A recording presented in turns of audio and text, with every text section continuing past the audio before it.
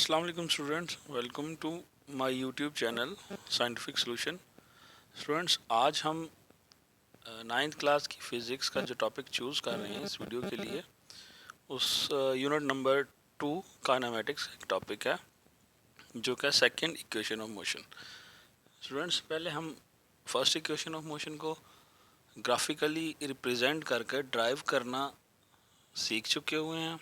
इसके लिए मेरी इससे पहले आने वाली वीडियो में आपको मैंने ग्राफ ड्रॉ करना और फिर उसके बाद उसके मतलब पूरी डिटेल्स और फिर मैंने उसको ड्राइव करके प्रूव करना भी सिखाया था। तो उम्मीद करता हूँ आपको समझ आई होगी। तो आज भी हम उसी सिलसिले को आगे बढ़ाते हुए सेकंड इक्वेशन ऑफ मोशन की तरफ चलते हैं। तो चलें देखते हैं कि एग्ज़ाम में सेकंड इक्वेशन ऑफ मोशन को किस किस तरह से एग्जामिनर पूछ सकता है। वो आपसे graphically prove second equation of motion इस तरह से भी क्वेश्चन को पूछ सकता है, या वो derive second equation of motion s is equal to V I T plus half A T square, इनके आपको एक सेकंड इक्वेशन ऑफ मोशन का रिलेशन देकर इसको प्रूव करने के लिए बोल सकता है। या drive the equation of motion free from final velocity. आप देख रहे हैं कि ऊपर जो relation second equation of motion का फाइनल रिजल्ट आएगा उसमें फाइनल वेलोसिटी हमें नज़र नहीं आ रही। s is equal to V I T plus half A T square. तो इनिशियल वेलोसिटी तो ज़रूर मौजूद है, लेकिन फाइनल वेलोसिटी यहाँ पर मौजूद नहीं है। तो चलें स्टूडेंट्स, अब हम इसको सबसे पहले इसका ग्राफ ड्रा करते हैं और उसके बाद इसको प्रूफ करने की तरफ चलते हैं। तो स्टूडेंट, जैसा कि कल मैंने आपको एक चीज़ बताई थी कि इक्वेशंस ऑफ मोशन में सबसे इम्पॉर्टेंट आपको ग्राफ है, और मैंने पिछली वीडियो में आपको ये भी चीज़ बताई थी कि इनिशियल स्टेटमेंट और ग्राफ, ये दोनों चीज़ें तीनों इक्वेशन ऑफ मोशन में सेम रहेंगी। तो चलें टाइम स्पीड ग्राफ को ड्रॉ करते हैं सेम एज इट इज़ जो हमने फर्स्ट इक्वेशन ऑफ मोशन में ड्रॉ किया था उसी तरीके से। एक्स एक्सिस के अलॉन्ग टाइम और वाई एक्सिस के अलॉन्ग स्पीड आएगा। ओ ए वी आई के इक्वल है, ओ ए और सी डी आपस में इक्वल हैं। इसी तरह से बी डी जो है वो वी एफ के इक्वल है। A B slope line acceleration, यहाँ पर एक रेक्टेंगल और एक ट्रायंगल नज़र आ रही है आपको। रेक्टेंगल का जो एरिया लेंथ इनटू विड्थ था, तो विड्थ हमारे पास वी आई और लेंथ टी, एरिया हमारे पास वी आई क्रॉस टी आ गया। इसी तरह ट्रायंगल नज़र आ रही है, तो ट्रायंगल का जो एरिया है उसका फार्मूला 1/2 बेस इनटू हाइट होता है। तो बेस हमारे पास टी है क्योंकि O D is equal to A C, तो ओ डी टी है तो ए सी भी टी ही होगा, तो इसलिए हाफ टी। और ये ए टी मैंने आपको ड्राइव करना सिखाया था कि कैसे चेंज इन वेलोसिटी की वजह से हम इसको ए टी बोलते हैं। तो यहाँ पर हाइट ए टी आ गई, तो हमारे पास ट्राइंगल का एरिया आ गया 1/2 टी इंटू ए टी। तो स्टूडेंट्स, इस टाइम स्पीड ग्राफ को मैंने कल आपको बड़े एक्सप्लेन करके बताया था कि कैसे कहाँ पर कौन कौन सा पॉइंट आता है। तो मैंने कल आपको तायद की थी, बेटा एक चीज़ का ख्याल रखिएगा कि यहाँ पर जो पॉइंट दिया गया जैसे ओ ए बी सी डी दिए गए हैं, आपने इन चीज़ों का ख़ास ख्याल रखना है। चलें जी, प्रूव करना स्टार्ट करते हैं। कल की तरह वैसे ही इनिशियल स्टेटमेंट है, तो आपको मैंने कल भी बताया था कि इस तरह से पिछली वीडियो में कि आपने जो इनिशियल स्टेटमेंट है वो सेम रखनी है जी। Consider a body moving with initial velocity V I in a straight line with uniform acceleration A. Its velocity comes V F after time T. तो ये जो स्टेटमेंट है इनिशियल स्टेटमेंट, इसको हमने same as it is first equation of motion वाला ही लेना है कि जब कोई body initial velocity V I के साथ मूव करती है एक स्ट्रेट लाइन में, यानी कि जो मोशन ऑफ बॉडी है वो रेक्टिलीनियर है, with uniform acceleration A. t time के बाद उसकी वेलोसिटी vf हो जाती है। The motion of the body is described by time speed graph. Basically इस लाइन में बताया गया है कि मोशन जितनी भी बॉडी ने की है वो हमने टाइम स्पीड ग्राफ में डिस्क्राइब करके आपको बताई है।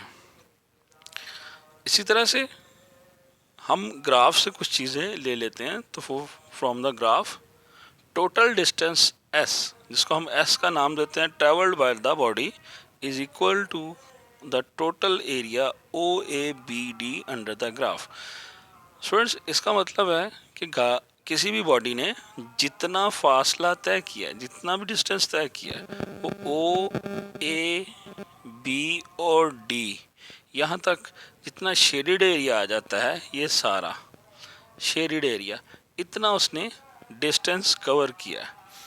तो आपको इस लाइन के मतलब दोबारा बताता हूँ। टोटल डिस्टेंस s, डिस्टेंस को हम s से डिस्क्राइब कर रहे हैं। Travelled by the body is equal to the area, total area OABD under the graph. OABD के अंडर जितना भी एरिया आ रहा है वो सारे का सारा distance travelled by the body है इन टाइम t। तो स्टूडेंट्स, लेट्स सी, इसको थोड़ा सा डिस्क्राइब कर देते हैं इस स्टेटमेंट को इक्वेशन फॉर्म में। तो हमारे पास आ जाता है टोटल डिस्टेंस, जिसको हमने s से डिनोट किया है, is equal to area of rectangle OACD plus area of triangle ABC। अब देखें, हमने पहले बात की कि किसी भी बॉडी का टोटल डिस्टेंस जो उसने ट्रेवल किया है वो एरिया अंडर OABD है। तो OABD के अंडर दो चीज़ें आ रही हैं, एक रेक्टेंगल है आपके पास और एक ट्रायंगल है। इसलिए हमने उस स्टेटमेंट को इक्वेशन फॉर्म में कन्वर्ट करके S is equal to area of rectangle plus area of triangle कर लिया। तो स्टूडेंट्स, इस चीज़ का आपने ख़ास ख्याल रखना है कि एक रेक्टेंगल है और एक ट्रायंगल है। तो उसी तरह से एरियाज हम अलग-अलग से फाइंड आउट करेंगे। चलें, अब हम एरिया ऑफ रेक्टेंगल सबसे पहले निकाल लेते हैं। एरिया ऑफ रेक्टेंगल OACD, इसको फाइंड आउट करने का फार्मूला, जनरल फार्मूला जो होता है, विड्थ इनटू लेंथ। आपने विड्थ को लेंथ से मल्टीप्लाई करके किसी भी रेक्टेंगल शेप का आप एरिया फाइंड आउट कर सकते हैं। तो वही फार्मूला यूज़ करते हुए हमने एरिया फाइंड करना है। विड्थ हमें पता है OA है और लेंथ हमारे पास OD है रेक्टेंगल की। तो इनकी जगह हम इनकी वैल्यू पुट करते हैं। तो हमारे पास एरिया ऑफ रेक्टेंगल OACD जो हासिल होता है, OA VI के इक्वल है और OD T के इक्वल है। तो हमारे पास area of rectangle OACD is equal to VI cross T हो जाता है जी। नेक्स्ट चलते हैं जी, इसको हम इक्वेशन नंबर 1 का नाम दे देते हैं जी। इसी तरह से एरिया ऑफ ट्रायंगल ABC। अब हम ट्रायंगल का एरिया फाइंड करने की तरफ आ जाते हैं, क्योंकि हमने ऊपर बोला है कि जो हमने टोटल डिस्टेंस कवर किया उसमें दो चीज़ें हैं, एक रेक्टेंगल और एक ट्रायंगल। रेक्टेंगल का एरिया हमने इक्वेशन 1 में मेंशन कर दिया। अब हम इक्वेशन 2 कायम करेंगे, एक बनाएंगे जिसमें हम एरिया ऑफ ट्रायंगल निकालेंगे। तो एरिया ऑफ ट्रायंगल ABC, किसी भी ट्रायंगल का आप एरिया फाइंड करने के लिए यही फार्मूला यूज़ करते हैं, 1/2 इंटू बेस इंटू हाइट। तो ट्रायंगल की जो बेस है वो T है, AC है, AC OD के ही इक्वल है। तो एस अगर ODT है इज इक्वल टू T है, तो इसी तरह से AC भी T के इक्वल है। और हाइट इसकी हम पहले से BC के इक्वल लिख चुके हुए हैं, जो कि AT है। चले इसको डिस्क्राइब कर लेते हैं। 1/2 बेस हमारे पास AC है, तो हमने AC लिख दिया। हाइट हमारे पास BC है ये वाली, तो हमने इसको BC लिख लिया। तो इनकी वैल्यूज़ पुटअप करते हैं। Area of triangle ABC is equal to 1/2 base हमारे पास ACOD के इक्वल है, जो कि T है, तो हमने T लिख लिया। BC हम पहले ही मेंशन कर चुके हैं, AT है तो AT लगा लिया। तो हमारे पास area of triangle A B C is equal to 1/2 T into A T है। इसको हम ज़रा थोड़ा सा सिंप्लीफाई कर लेते हैं, 1/2 ए टी स्क्वायर। इसको हम इक्वेशन 2 का नाम दे देते हैं। तो स्टूडेंट्स एक चीज़ का आप ख्याल रखिएगा, हमारे पास जो टोटल डिस्टेंस एस की एक इक्वेशन थी जिसमें एरिया ऑफ रेक्टेंगल और एरिया ऑफ ट्रायंगल है, तो हमारे पास एरिया ऑफ रेक्टेंगल इक्वेशन 1 में आ गया है और एरिया ऑफ ट्रायंगल इक्वेशन 2 में आ चुका हुआ है। तो अब हम इन दोनों इक्वेशंस को, इक्वेशन 1 और इक्वेशन 2 को मेन इक्वेशन टोटल डिस्टेंस वाली इक्वेशन में पुट करके वहाँ से हम अपनी वैल्यू फाइंड करते हैं। चलें जी, इक्वेशन 1 को और इक्वेशन 2 को हम टोटल डिस्टेंस वाली इक्वेशन में पुट करते हैं। From equation 1 and 2 we get total distance is equal to area of rectangle plus area of triangle. जो हमने इक्वेशन 1 में एरिया ऑफ रेक्टेंगल OACD और एरिया ऑफ ट्रायंगल ABC निकाला है, वो हमने इक्वेशन 1 और इक्वेशन 2 से टोटल डिस्टेंस वाली इक्वेशन में पुट कर दिया।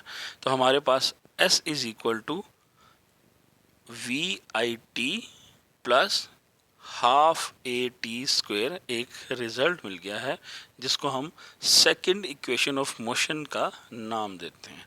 तो S is equal to VIT plus half AT square. तो हमारे पास एक रिजल्ट आ गया। The above equation is called second equation of motion which gives us a relation free from final velocity of the object। तो students हमारे पास जो last second equation of motion का रिजल्ट हासिल हुआ है, इसमें आपको फाइनल वेलोसिटी नहीं मिल रही, तो आप इसको कह सकते हैं this is a relation which is free from final velocity. तो स्टूडेंट्स उम्मीद करता हूँ कि आपको ये वीडियो पसंद आई होगी, आपने सेकेंड इक्वेशन ऑफ मोशन को अच्छी तरीके से समझा होगा, ड्राइव करना सीखा होगा, ग्राफिकली इसको ड्रॉ करना, इसका ग्राफ ड्रॉ करना सीखा होगा। तो उम्मीद करता हूँ स्टूडेंट्स आपको ये वीडियो पसंद आई होगी। मेरी वीडियो को लाइक कीजिएगा, शेयर कीजिएगा, इसके मुतालिक कमेंट कीजिएगा और मेरे चैनल को सब्सक्राइब कीजिएगा और बेल आइकॉन ज़रूर प्रेस कीजिएगा ताकि आपको हर आने वाली वीडियोस के मुतालिक इन्फॉर्मेशन हासिल हो सके। तो उम्मीद करता हूँ स्टूडेंट्स एक मरतबा फिर कि आपको ये वीडियो अच्छी लगी होगी। अब मुझे इजाज़त दीजिए। अल्लाह हाफिज़।